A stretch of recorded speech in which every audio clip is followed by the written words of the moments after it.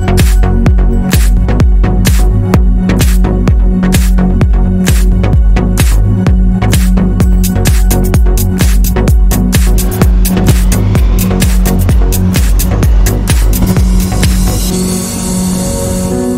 আশা করি সকলে ভালো আছেন। ভিডিওর থাম্বনেল আর টাইটেলটা দেখে তো নিশ্চয়ই বুঝতে পেরেছেন এবার আমাদের গন্তব্যের নামটা কি। এবার আমরা গেছিলাম বিশালক্ষী মন্দির। এটা বারুইপুরের সীতাকুণ্ডতে অবস্থিত। শুরুতে এই ভিডিওর ডিউরেশনটা দেখে যারা মনে করছেন বিশাল লম্বা ভিডিও, হ্যাঁ আসলে এই ভিডিওটা রেকর্ড করার সময়তে ফুটেজগুলোর উপর এতটাই মায়া পড়ে গেছিলো যে ফুটেজগুলোকে আর একটাও বাদ দিতে পারিনি। ফুটেজগুলো সবকটাই রেখেছি এবং তার সঙ্গে ছোট ছোট যেগুলো আমরা ক্লিপ তুলেছিলাম ফোনেতে এবং তার সাথে বেশ কিছু ভিডিও ফটো যেগুলো ফোনে তোলা হয়েছিল ক্যামেরা ছাড়াও সেগুলো এখানেতে অ্যাড করা হয়েছে, যার জন্য ভিডিওটা অনেকটাই লম্বা হয়ে গেছে।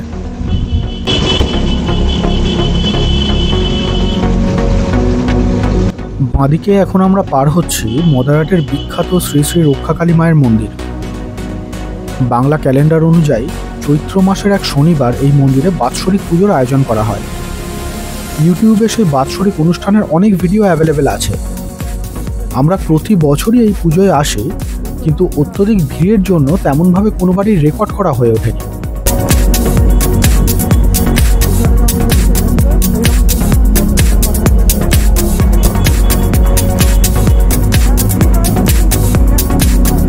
শুরুতে একটা কথা বলা হয়নি, আমার আগের দুটি ভিডিওর মতোই এই ভিডিওটিরও ডেসক্রিপশনেতে টাইম কোড দেওয়া আছে।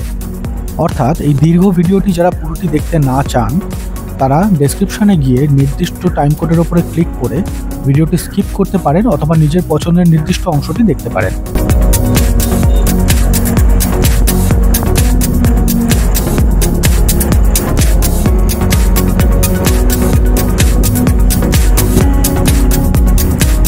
ভিডিওটির শুরুর প্রথম 18-19 মিনিট আমি গন্তব্যে পৌঁছানোর পুরো রাস্তাটা দেখানোর চেষ্টা করেছি। 23শে ডিসেম্বর শনিবার দুপুরে খাওয়া দাওয়ার পরে আমরা বাইকে যাত্রা শুরু করেছিলাম বারুইপুর 4 নম্বর প্ল্যাটফর্মের পাশ থেকে। মদারহাট সীতাকুণ্ড রোডের এই পুরো জার্নিটাতে বেশ কিছু ল্যান্ডমার্কও আমি দেখিয়েছি যেগুলো সঠিক রাস্তাটাকে চিনতে সাহায্য করবে। তাছাড়াও ভিডিওর উপরে ডান দিকে যে জিপিএস লোকেশন আপনি দেখতে পাচ্ছেন সেটি গুগল ম্যাপ বা অন্য যে কোনো ম্যাপিং অ্যাপ্লিকেশনে দিয়ে আপনি সহজেই সঠিক ডাইরেকশন পেয়ে যাবেন।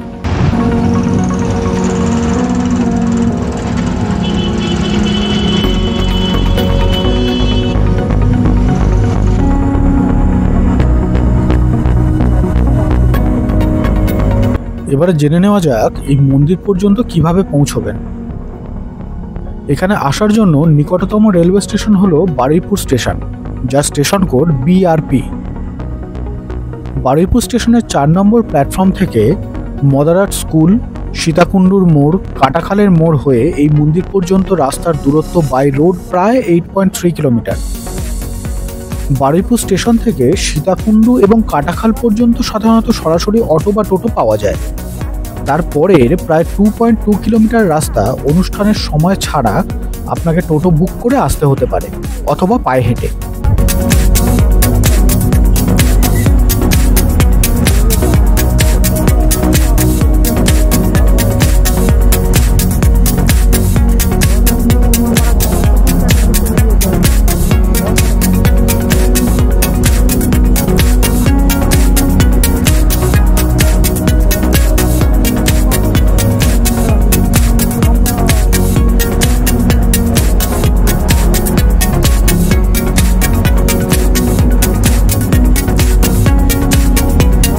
বাঁদিকে আমরা এখন দেখতে পাচ্ছি সীতাকুণ্ডুর আটঘরা অঞ্চলের মাতৃসংঘ ক্লাবের দুর্গামঞ্চ। এই দুর্গাপূজাটি সাবেকি প্রতিমার জন্য এখানে বেশ নামকরা। এই দুর্গাপূজার একটি ভিডিওর লিঙ্ক আমি উপরে আই বাটনে এবং ডেসক্রিপশনে দিয়ে রাখলাম।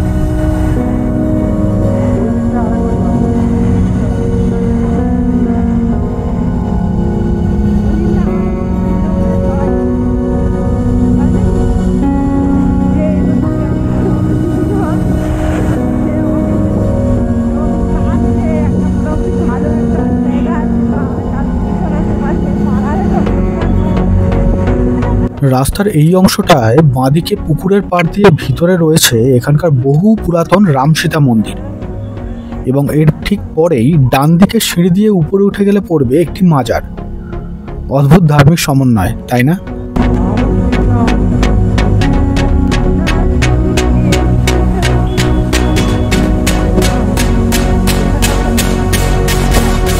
রাস্তার ডান দিকে এখন আমরা দেখতে পাচ্ছি Sitakunda Bidyayatan coed Bengali medium high school.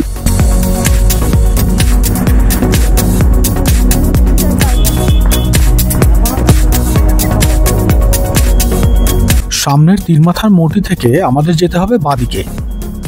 ডান দিকের রাস্তাটা দিয়ে সোজা ফুলতলায় চলে যাওয়া যায়, আর মোড়ের ঠিক পরেই এই রাস্তাটা দিয়ে ওঠা যায় চিত্রশালী মঠে, যার একটি আলাদা ভিডিওর লিঙ্ক আমি আই বাটনে এবং ডেসক্রিপশনে দিয়ে রাখলাম।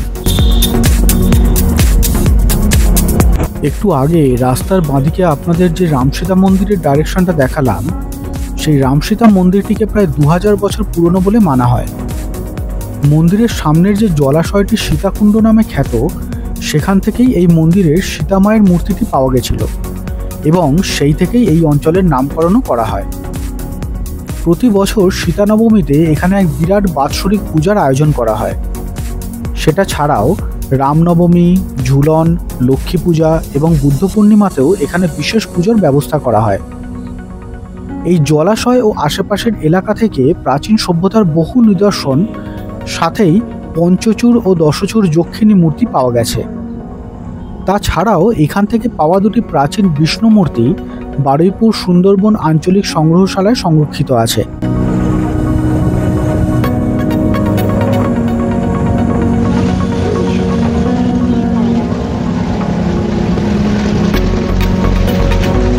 সীতাকুণ্ডুর মোড় থেকে কাটাখালের মোড় পর্যন্ত এই রাস্তাটার বেশিরভাগ অংশ যেমন দুদিকে বড় গাছের ছায়ায় ঘেরা, তেমনি এর জায়গায় জায়গায় দাঁত বের করা গর্তগুলো কোমর পিঠ ব্যথা করে দেওয়ার জন্য যথেষ্ট। যদিও কাটাখালের ব্রিজের ঠিক আগেই আমরা দেখলাম রাস্তার সংস্কারের কাজ শুরু হয়েছে। আশা করা যায় 2024-এর পুজোর আগে স্থানীয় মানুষ একটু ভালো রাস্তা উপহার পাবে।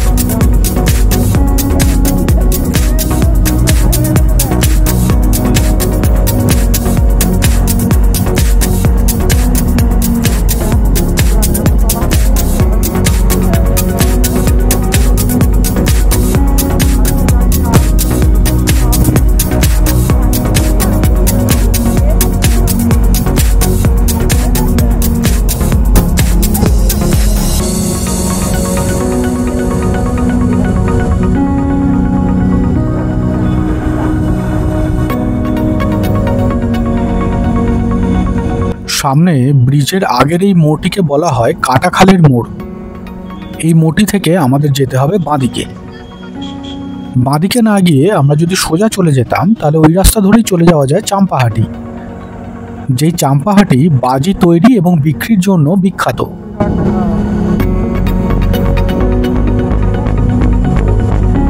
বাঁদিকের এই জগন্নাথ মন্দিরটা বছর দুয়েকের ভেতরেই এতটা বড় করে তৈরি করা হয়েছে। এর আগে এখানে একটা ছোট্ট মন্দির ছিল। আমরা যখন আগে বিশালক্ষীর মন্দিরে আসতাম তখন এই মন্দিরটাকে দেখতে পেতাম অনেক ছোট আকারে, কিন্তু গত বছর দুয়েকের ভেতরেতেই এই মন্দিরটা এতটা বড় করে তৈরি করা হয়েছে।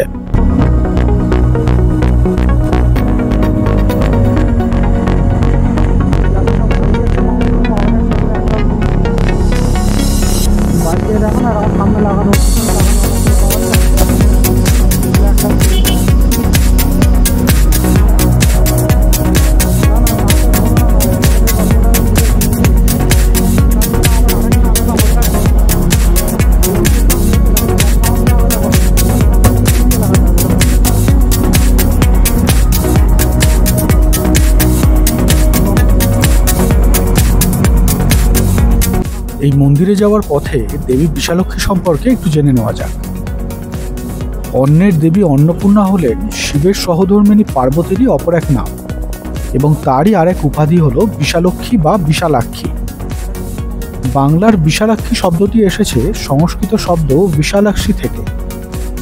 বিশালাক্ষী অর্থাৎ বিশাল আক্ষী, অর্থাৎ বড় আঁখি বা বড় চোখের অধিকারিণী। মা বিশালক্ষীর সর্বাধিক বিখ্যাত মন্দির বারাণসী বা বেনারসে রয়েছে। সেখানে তিনি প্রধান দেবী রূপে পূজিত হন। স্কন্দপুরাণ থেকে জানা যায় ব্যাসমুনি বা ঋষি ব্যাস বেনারস শহরটিকে অভিশাপ দিয়েছিলেন, কারণ সেখানকার বাসিন্দারা তাকে অন্ন দান করেননি। অবশেষে মাতা বিশালক্ষী গৃহিণী রূপে আবির্ভূত হন এবং ব্যাসমুনিকে অন্নদান করেন। বিশালক্ষীর এই ভূমিকাটি মা অন্নপূর্ণার মতোই, যিনি তার স্বামী মহাদেবকে অন্নদান করেছিলেন। অন্নপূর্ণার খাবারের দ্বারা সন্তুষ্ট হয়ে মহাদেব বেনারস প্রতিষ্ঠা করেছিলেন এবং অন্নপূর্ণাকে অধিষ্ঠাত্রী দেবী হিসাবে নিযুক্ত করেছিলেন। বেনারসের মন্দিরের বর্তমান দেবী বিশালক্ষীকে প্রাথমিক সময় অন্নপূর্ণার সাথেই অভিন্ন মানা হতো। তবে সময়ের সাথে সাথে বিশালক্ষী এবং অন্নপূর্ণা মানুষের কাছে স্বতন্ত্র দেবী হিসাবে প্রতিষ্ঠা পেয়েছেন এবং মানুষ পৃথক পৃথক দেবী মন্দিরগুলি প্রতিষ্ঠা করেছে। মাতা বিশালাক্ষীর নাম অনেক ক্ষেত্রেই দক্ষিণ ভারতের কাঞ্চিপুরামের দেবী কামাক্ষী এবং মাদুরাইয়ের দেবী মীনাক্ষীর সাথে উল্লেখ করা হয়, সম্ভবত তাদের প্রায় সমোচ্চারিত নামের জন্যই। একত্রে এই তিন দেবী দক্ষিণ ভারতীয়দের দ্বারা সবথেকে গুরুত্বপূর্ণ দেবী হিসাবে বিবেচিত হন। মাতা বিশালক্ষীর মন্দির মূলত উত্তর ভারতে থাকলেও অন্য দুই দেবীর মন্দির দক্ষিণ ভারতের তামিলনাড়ুতে রয়েছে। দক্ষিণ ভারতীয়রা যুগ যুগ ধরে মাতা বিশালক্ষীকে পুজো করে এসেছেন।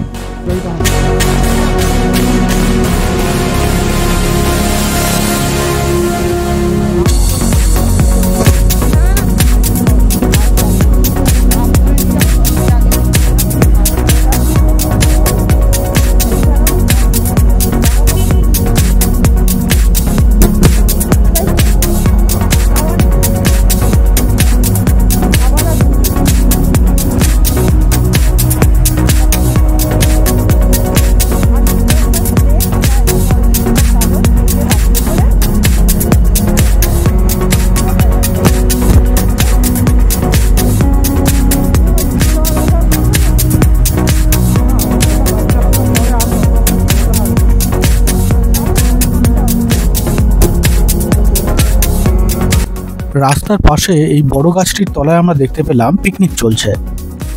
আসলে এই জায়গাটা এতটাই সুন্দর যে এখানে স্থানীয় মানুষেরা তো বটেই, এমনকি আশেপাশের গ্রাম থেকে এবং কখনো কখনো দূর থেকেও মানুষেরা এসে এখানে পিকনিক করেন।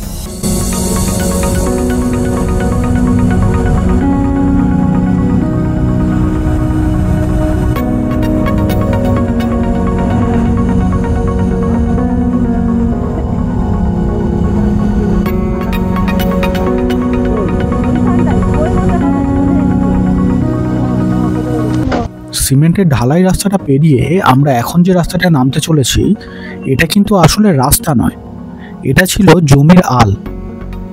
দুটি চাষের জমির মধ্যখানে চাষিদের এবং সাধারণ মানুষের চলাচলের জন্য খানিকটা মাটি দিয়ে উঁচু করা যে জায়গাটা থাকে সেটাকে আল বলা হয়। গত বছর পর্যন্ত এই জায়গাটা শুধুমাত্র একটা মাটির উঁচু ঢিবি মতো ছিল। এবছরই প্রথম দেখতে পেলাম যে এখানটাতে সিমেন্ট দিয়ে ঢালাই করে এবং দুদিকে বালির বস্তা দিয়ে সাপোর্ট দিয়ে এটাকে যান চলাচলের উপযোগী করা হয়েছে।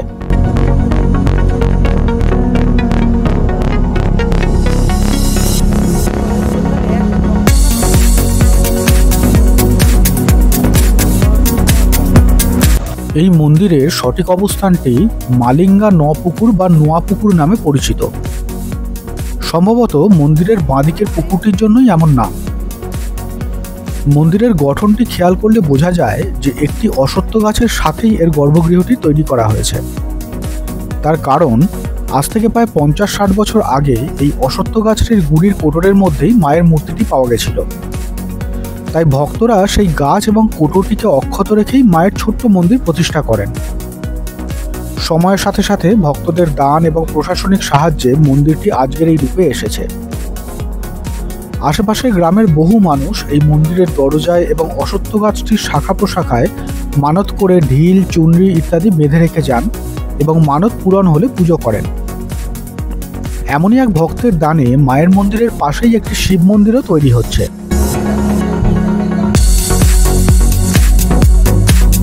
পয়লা জানুয়ারি ছাড়া চৈত্র সংক্রান্তিতেও এই মন্দির প্রাঙ্গণে বড় মেলা বসে। সেই সংক্রান্তির মেলার ভিডিও যদি ভবিষ্যতে করতে পারি তার লিঙ্ক এই ভিডিও ডেসক্রিপশনেই দেওয়া থাকবে। এখন এই মন্দিরের কিছু দূরে ভক্তদের ব্যবহারের জন্য শৌচাগার, মন্দির প্রাঙ্গণে সোলার লাইট, মন্দিরের সামনেই একটি বাঁধানো তুলসী মঞ্চ এবং পাশের পুকুরটিতে বাঁধানো ঘাট বানানো হয়েছে।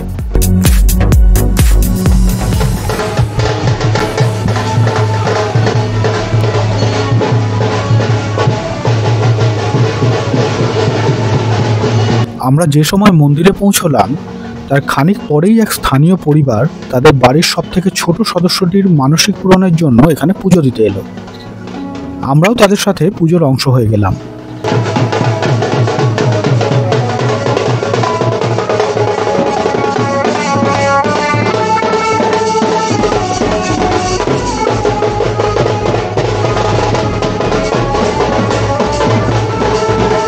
প্রতি বছর ইংরাজি ক্যালেন্ডার অনুযায়ী 1 জানুয়ারি এই মন্দিরের বাৎসরিক পুজো আয়োজন করা হয়। আজ 23 ডিসেম্বর শনিবার, অর্থাৎ আর ঠিক এক সপ্তাহ পরেই সেই বাৎসরিক পুজো।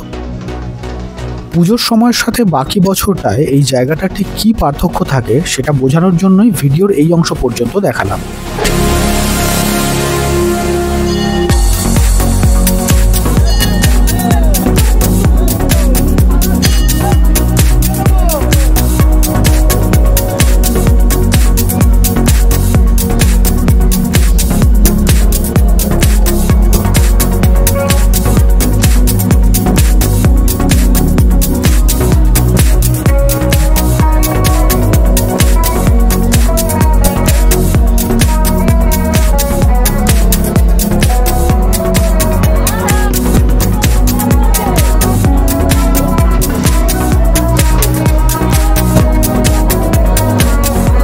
এই মন্দিরের ভিতরের অংশটা অন্যান্য মন্দিরের মতো জাঁকজমকপূর্ণ না হলেও স্থানীয় মানুষের কাছে এর গুরুত্ব কতটা সেটা ভিডিওর পরবর্তী অংশেই আপনারা দেখতে পাবেন।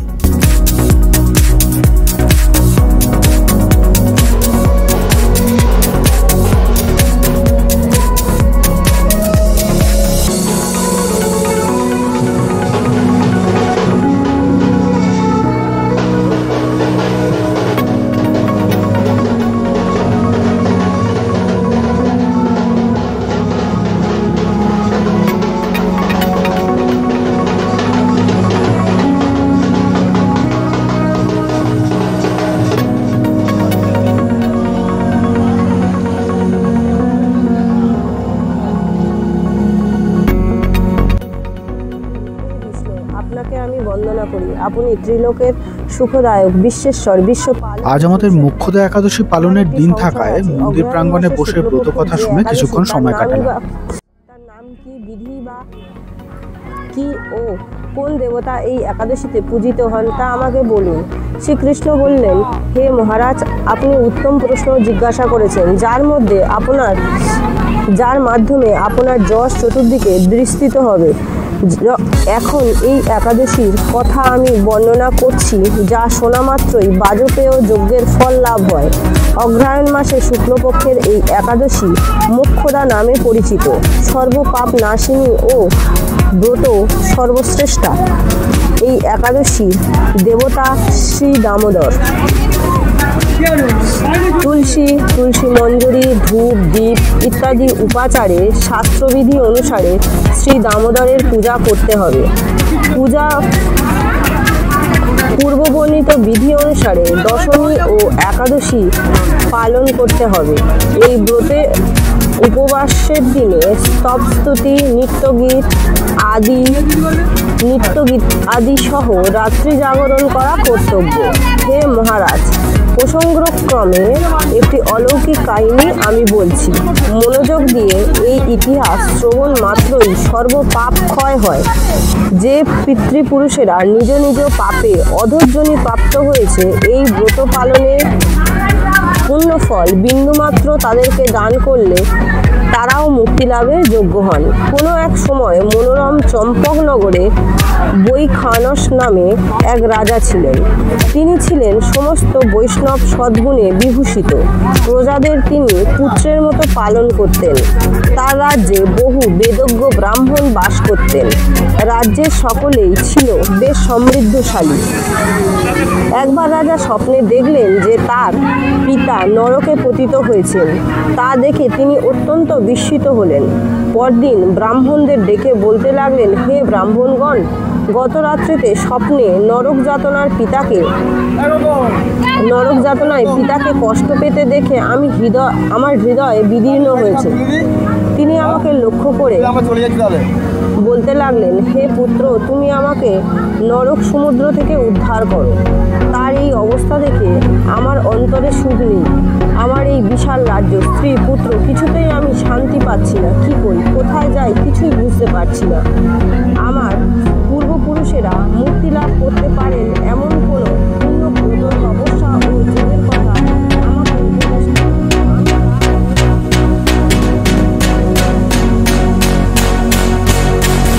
বাৎসরিক পূজা উপলক্ষে এই ধরনের বিজ্ঞাপন মন্দির চত্বরে এবং আশেপাশের গ্রাম, বাজার, দোকান ও লোকালয়ে লাগানো হয়ে থাকে।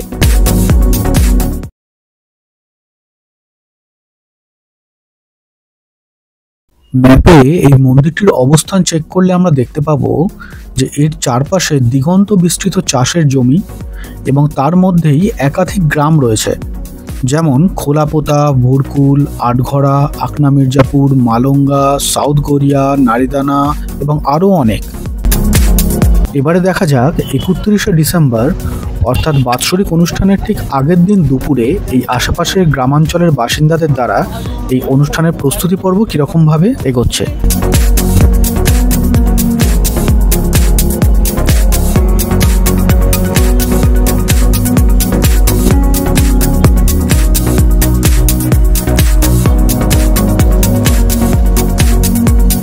প্রথমেই চোখে পড়ল যে আগের সপ্তাহে যে জায়গাটা আমরা পুরোটাই ফাঁকা দেখেছিলাম, এখন সেই চলার রাস্তার দুপাশে বেশ কিছু ছোট দোকান, তাঁবু, দূরে মাঠের মধ্যে একটা মঞ্চ, দু একটি দোলা এবং বাচ্চাদের চড়ার মতো রাইড লাগানো হয়েছে।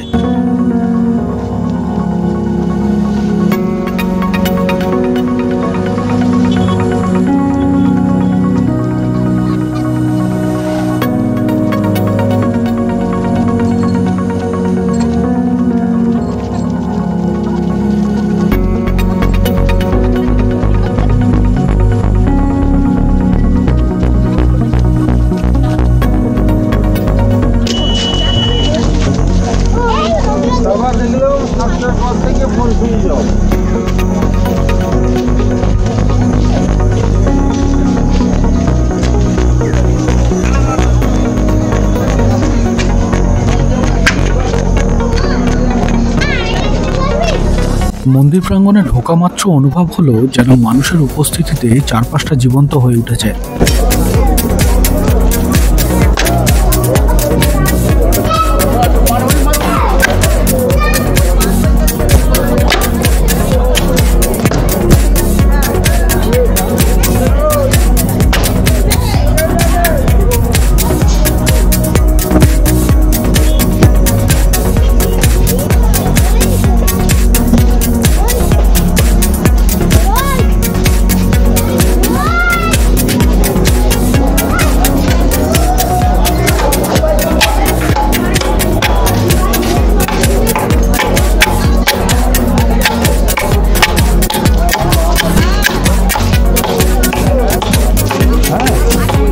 এখানে দেখি গ্রামের মা বোনেরা একসাথে বসে আগামীকালের ভোগের জন্য আলু ও সবজি কাটায় ব্যস্ত।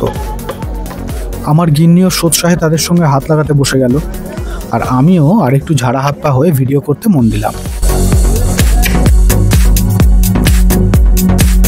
এটাই হলো সেই অস্থায়ী রান্নাঘর, যেখানে আগামীকাল ভোর থেকে ওই সামনে বানানো 10টা মাটির উনুনে কাঠ জ্বালিয়ে রান্নার মহাযুদ্ধ চলবে।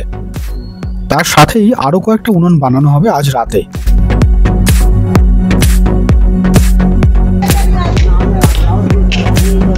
এই বাঁদিকের ঘেরা জায়গাটা হলো অস্থায়ী ভাড়ার ঘর।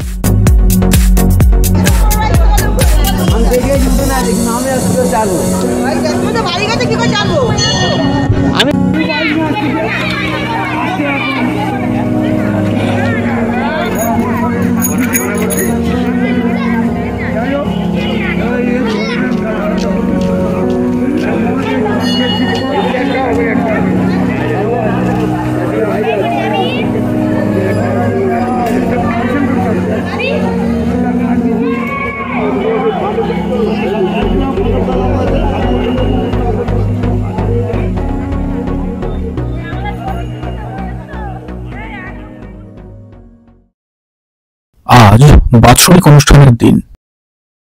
কাটাখালের মোড় থেকে আমরা আস্তে আস্তে এগোতে থাকি মন্দিরের দিকে এবং দেখতে থাকি যে এই মেলার জন্য পারিপার্শ্বিক পরিস্থিতি এবং পরিবেশের ঠিক কি কি পরিবর্তন হয়েছে। কাটাখালের মোড় থেকে মন্দির পর্যন্ত যাওয়ার জন্য বাঁদিকের এই অটো এবং টোটো স্ট্যান্ডটি গজিয়ে উঠেছে জগন্নাথ মন্দিরের ঠিক আগেই।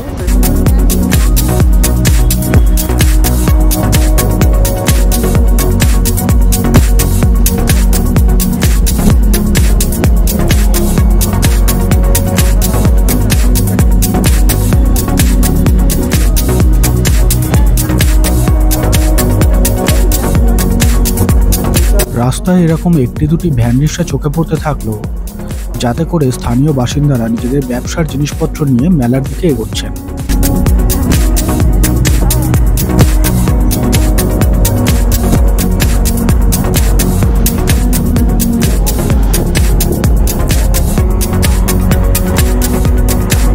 বেশ কিছু মানুষ সেজেগুজে হেঁটে অথবা অটো টোটোয় করে মেলার দিকে যাচ্ছেন অথবা মন্দির থেকে ফিরে আসছেন।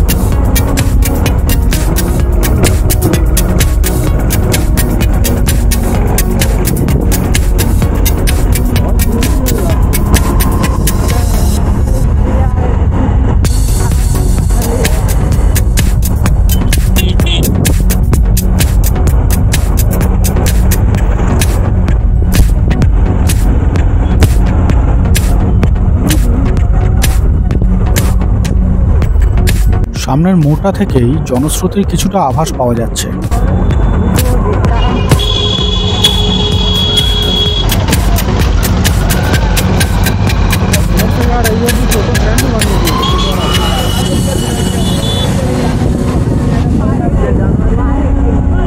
এই গেট এবং অন্যান্য আলোগুলো বোধহয় কালকে রাত্রেই লাগানো হয়েছে।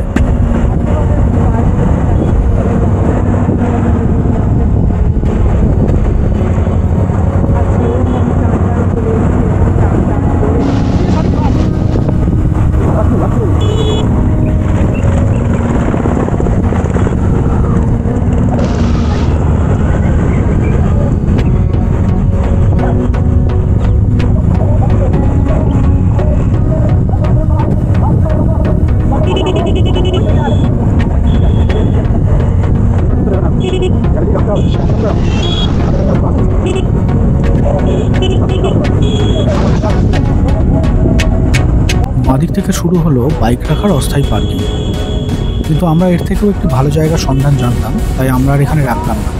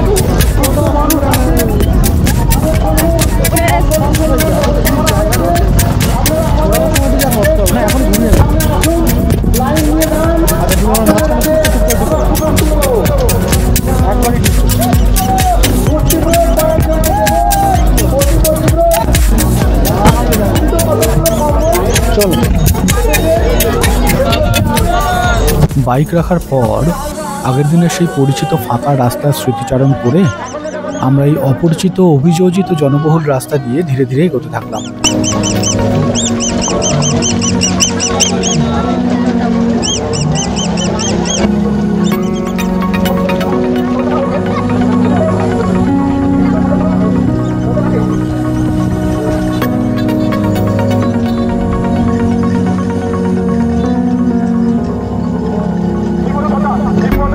কয়েকজন স্থানীয় পুরোহিতকে দেখলাম সামান্য দক্ষিণার বিনিময়ে তিলক এবং টিকা এঁকে দিচ্ছেন দর্শনার্থীদের কপালে।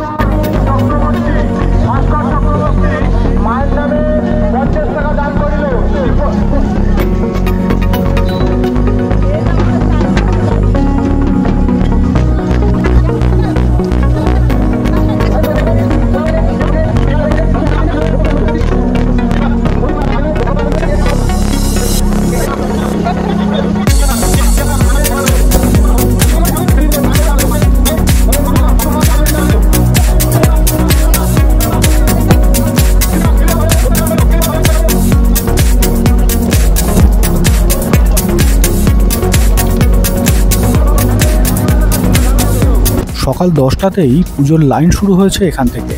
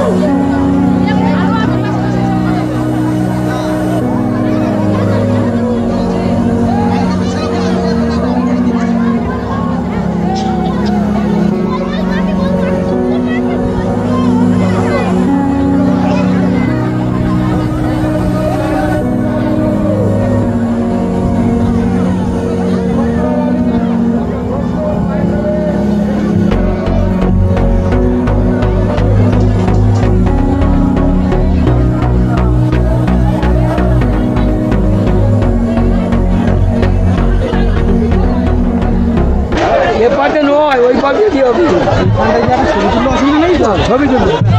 আপনারা কতবার রান্নাবান্না করছেন, একটা ছবি তুলে নিয়ে যাবেন।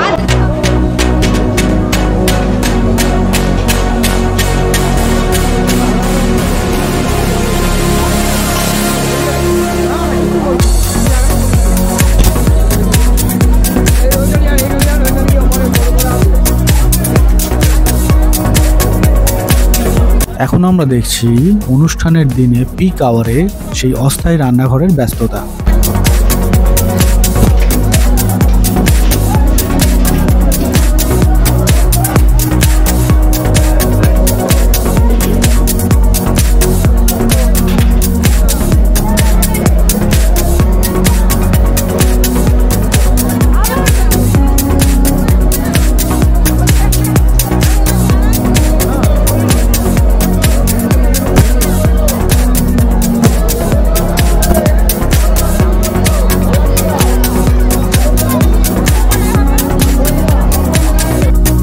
যে আকারের পাত্রগুলো এখানে রান্না হচ্ছিল তাতে আমার মতন 2-3 জনকে অনায়াসে নেড়েচেড়ে সিদ্ধ করে নেওয়া যায়।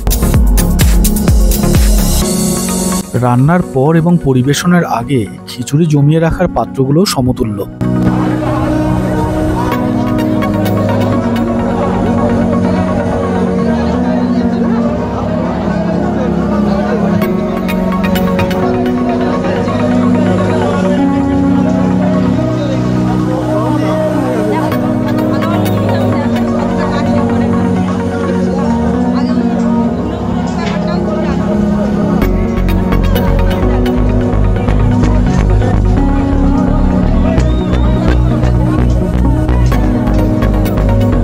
দুটি পৃথক জায়গায় যে পরিমাণ মানুষের একসাথে দাঁড়িয়ে খাওয়ানোর ব্যবস্থা করা হয়েছে তাতে দেখে মনে হলো 500 জনকে অনায়াসে একসাথে পরিবেশন করা সম্ভব।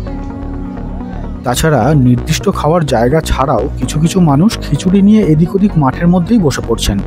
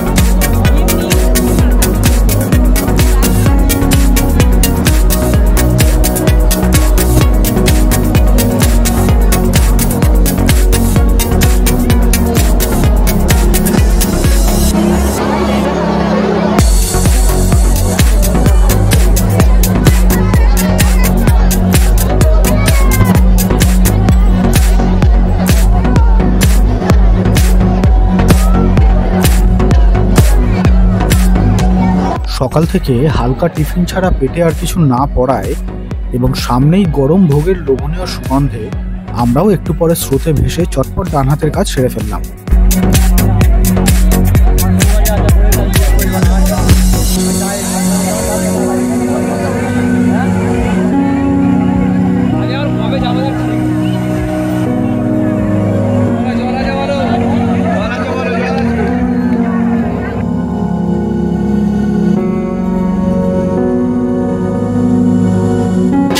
বাৎসরিক অনুষ্ঠানের বাজনাওয়ালাদের দলে এই খুদে বাজিয়েটির উৎসাহ দেখে তাকে ফ্রেমবন্দি না করে পারলাম না।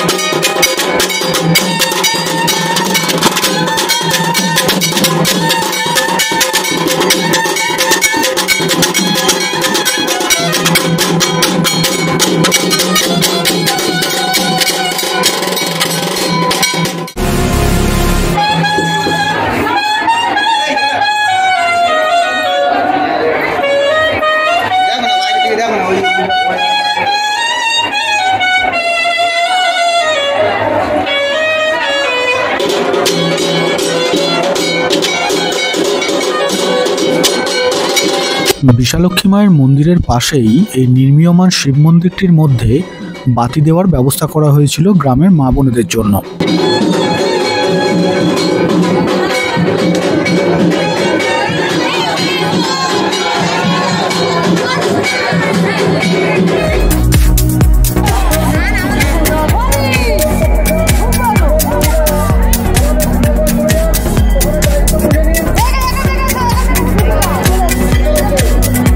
গ্রামের একাধিক মহিলাদের দেখলাম মায়ের মন্দিরের চারপাশে দণ্ডি কেটে বা গণ্ডি কেটে পুজো করতে।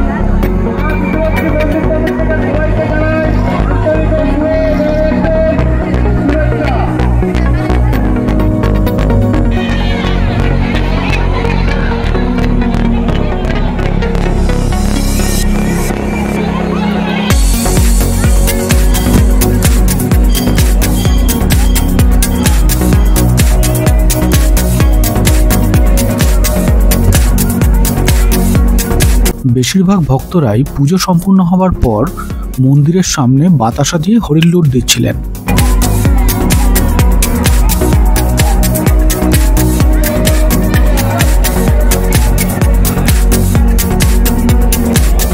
পুজো উপলক্ষে মন্দিরের সামনের তুলসী মঞ্চটিকেও খুব সুন্দরভাবে ফুল দিয়ে সাজানো হয়েছিল।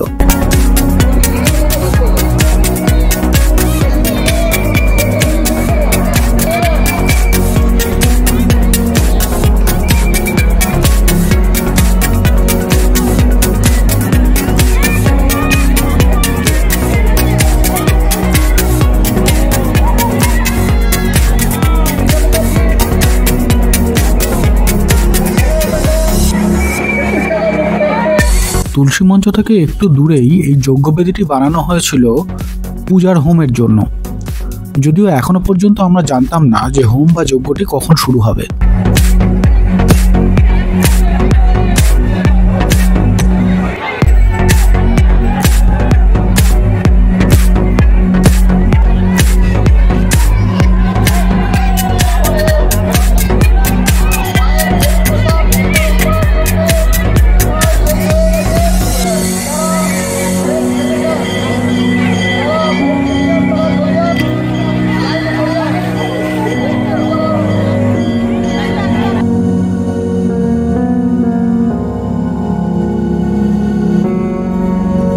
দুপুর প্রায় 12টা নাগাদ যজ্ঞের জন্য নির্ধারিত পুরোহিত এসে যজ্ঞবেদীটি সাজাতে শুরু করেন।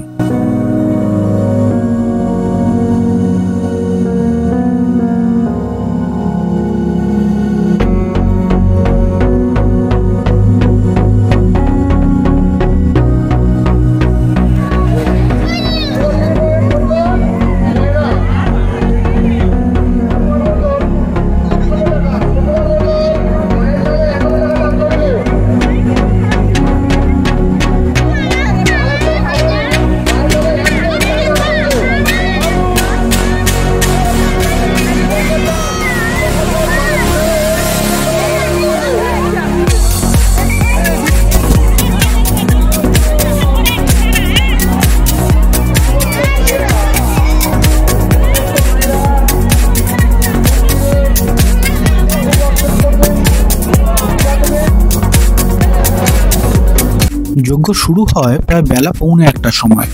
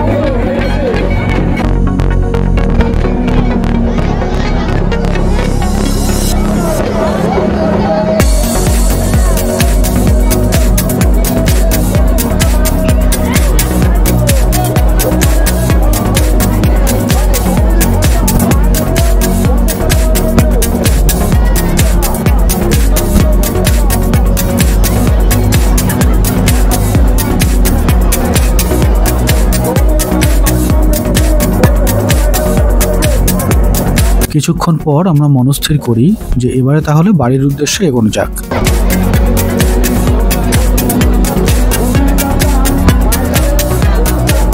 তবে ফেরার পথে মন্দিরে পুজো দেওয়ার লাইনটা ঠিক কোথায় গিয়ে শেষ হয়েছে সেটা একবার দেখে নেওয়া যাক।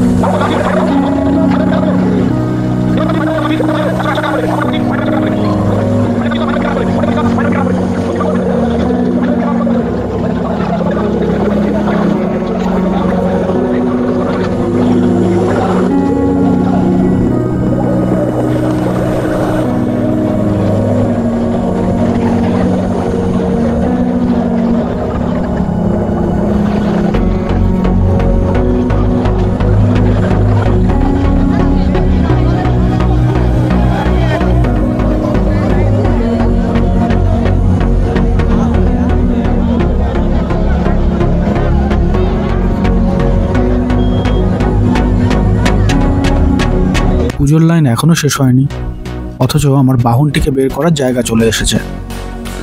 অগত্যা ভিডিওটি কন্টিনিউ করতে হবে।